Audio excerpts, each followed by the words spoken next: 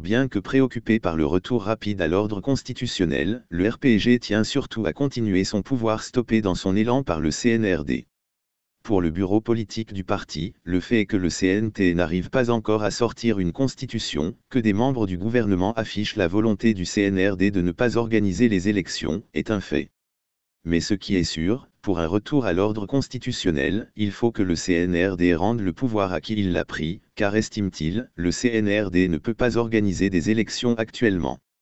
Il ne faut pas que le CNRD pense qu'il pourra céder le pouvoir à quelqu'un en catimini.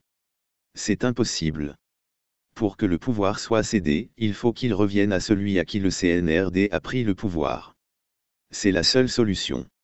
Le CNRD ne peut pas organiser des élections actuellement.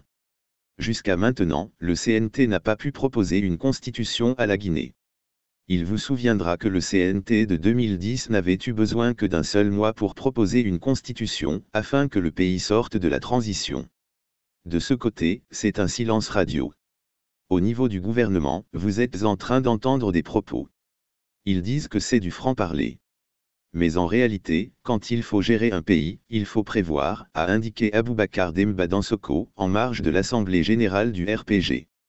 Par ailleurs, pour éviter de connaître une fin de transition comme celle de 2010, ce cadre du RPG invite les nouvelles autorités à trouver la solution pour détendre la situation sociopolitique, en faisant revenir les exilés politiques.